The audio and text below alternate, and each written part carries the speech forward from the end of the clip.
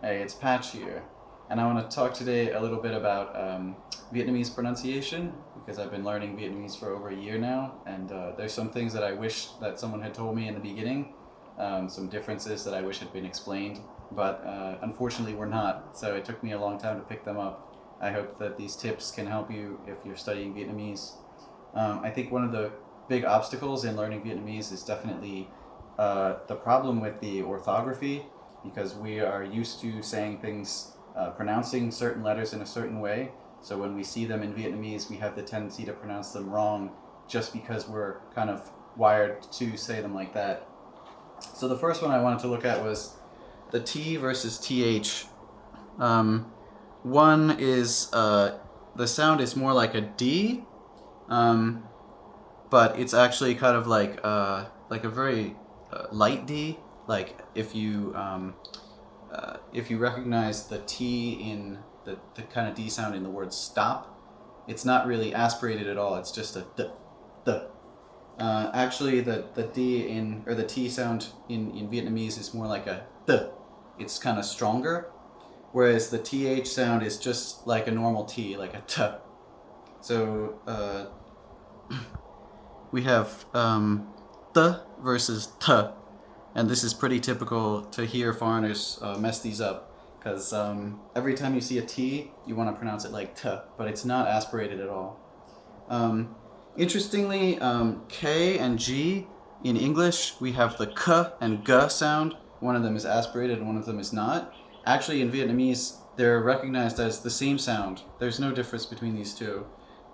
So whenever you see a K in Vietnamese, you could either roll it as like a k or a g, and they're the same in Vietnamese. Whereas when you see a G, it's actually if you know IPA, it's represented by this symbol, which is it's kind of like a it's done back in the throat, so it's more like a if you know the Spanish J sound, which is like h, it's kind of like that, except not aspirated. So it's a r. This is g and r in Vietnamese. So for a long time, I didn't understand what the difference was, but that's the difference. This just one thing about the English versus Vietnamese B. This is really simple. You don't have to do this, and I think people will understand you. But their B is what's known as a voiced consonant, which means you say it from back in the throat as well. That's why sometimes you hear Vietnamese people speaking English and they say things like the bus, because it's actually coming from back here as opposed to the B in English, which is in the front of the throat. So this is it's represented by this character, which is like a regular B but with a little hook on it to show that it's voiced, and it's a b as opposed to just b. This is one of the hardest sounds. Is this one, the D with the cross. For the longest of time, I couldn't tell, and I'm still having a lot of trouble telling T in Vietnamese versus D with the cross in Vietnamese. The best way to understand this is you have to listen to it a lot and to have people explain. This, your tongue is at the front of the mouth.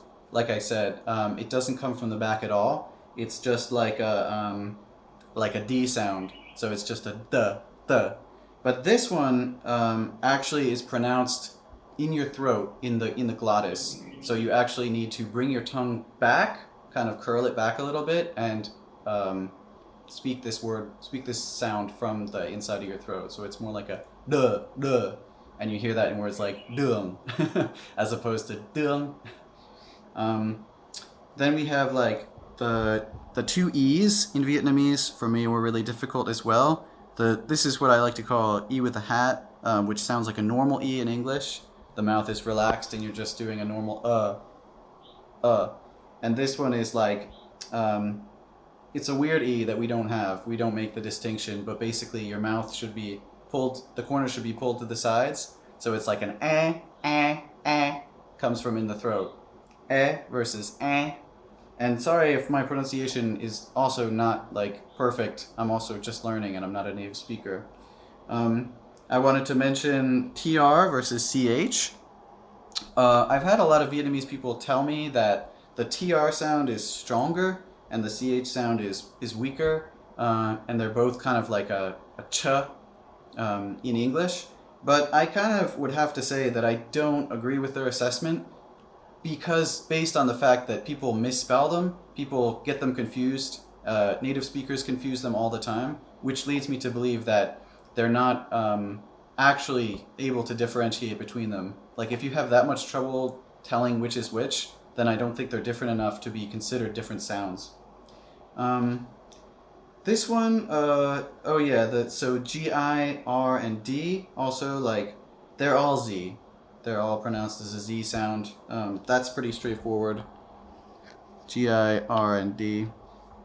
The other ones that I thought were kind of weird were, so the AN, there's also like long and short vowels. There's two sets of long and short vowels, and these are A and A with a smile, which are just, this is an, because one is long and one is short.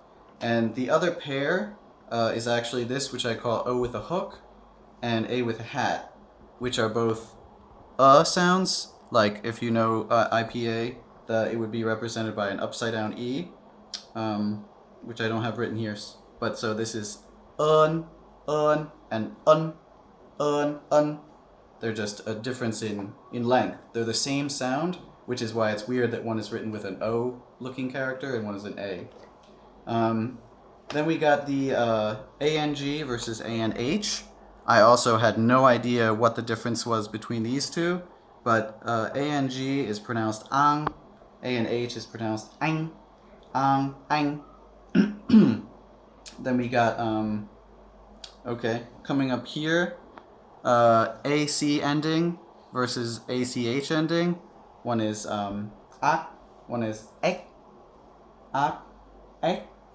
You can see the ending sound is kind of swallowed, but the H doesn't actually make any sound. It just influences the sound of the A, turning it into an AY, an A glide kind of. And then H versus KH. I've heard a lot of people mispronounce KH because it starts with a K, but actually it has nothing to do with the K sound. It's just it's also a kind of fricative, I think, which is pronounced like h. It's just like an H sound, but throatier and with more spit, I guess you could say. This is h, h, h, and this is h, h. Then we have, and this one was really hard too, AI versus AY versus A with a hat Y. We don't differentiate between these in English. Any ending with an I or a Y is just pronounced as like I. We don't see anything different. But this is I and I versus I, and this is I. Also these, the ONG, O with a hat NG, UNG, all, you would think they're just pronounced as they look, but this particular setup brings about a special situation in Vietnamese pronunciation where you pronounce two sounds simultaneously, the NG sound and also an M sound, or like a labial, I don't know what you call that, but so this, you would think it's ong, but actually it's aum, aum, om, ung.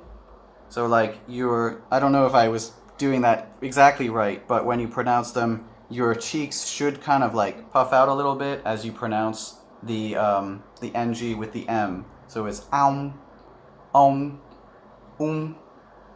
And this is similarly OC, O with a hat C, and UC are pronounced ow, ow, and oop. Same kind of situation. It's a simultaneous pronunciation of the K sound with a P sound. Also, all of the ending sounds, the ending consonants, there's three possible endings, which are P, T, and K. They should always be swallowed, and there's no audible release. So this is tap, tap, mat, mat, and ha, ha. I've heard some people say them like dap, mat, khác or whatever. They're just foreigners trying to pronounce them, but that's not how you pronounce them. And the CH sound is represented by a K final. And the last thing I wanted to talk about was tones. And there's, I guess, any good Vietnamese teacher will teach you how to do these right. You just have to keep listening and keep trying. But this is kind of a grid of how the tones are actually pronounced, as opposed to what you might think the way you think they're pronounced. Because sometimes people will tell you some strange things about how they're pronounced. So sak in blue here just goes straight up very quickly, and it's kind of an abbreviated tone. This one, ngã, should be, this is the broken tone, and there should be a glottal stop in the middle of it. So, and it's also very high. So it's just kind of like follows pretty much the same path as zosak, but there's a stop in the middle as you do the little squiggly thing. No tone, that's pretty self-explanatory. The ones that are really kind of confusing, I think, are these zo nang, zo hỏi, and zo huyen. One of the problems with zo hỏi that I had was they call it the hook tone because it makes kind of like a hook. It goes down and then back up again, kind of like the third tone in Chinese, if you know Chinese. But in isolation, zo hỏi doesn't actually come back up. Or I'm sorry, when it's pronounced inside of words, it doesn't really come back up. It just kind of goes straight down and stops there. Whereas if it comes at the end of a word or in isolation, if you ask a Vietnamese person to pronounce zo hỏi by itself, then very often it will be like hỏi, or something. But it's not actually pronounced that way when people are speaking quickly. So just it's helpful to listen and try to hear when people are doing it in normal speech as opposed to in a classroom or in isolation where it will sound quite different. Zo huyen is kind of like zo hỏi, but I feel like it lasts a little bit longer, and I wouldn't really trust my pronunciation because I'm not a native speaker, but you can try to listen to them together to get the feeling of the contrast between them, because they can be confused. To me, they sound quite similar, as does zo nang. Zo nang is actually, I think the peculiarity of this tone is that it also ends with a glottal stop. So when you're pronouncing it, it's almost like, in English, we have the same sort of pronunciation when we say words with a T ending, like cat, or bat, or any T ending. So this, when I hear Vietnamese people pronouncing English like cat, or bat, or fat, then I'll tell them that's not how native speakers say it. We say it as if it had a zo nang. So I guess that's my tip for that, and that's pretty much what I wanted to cover in terms of Vietnamese pronunciation. So good luck.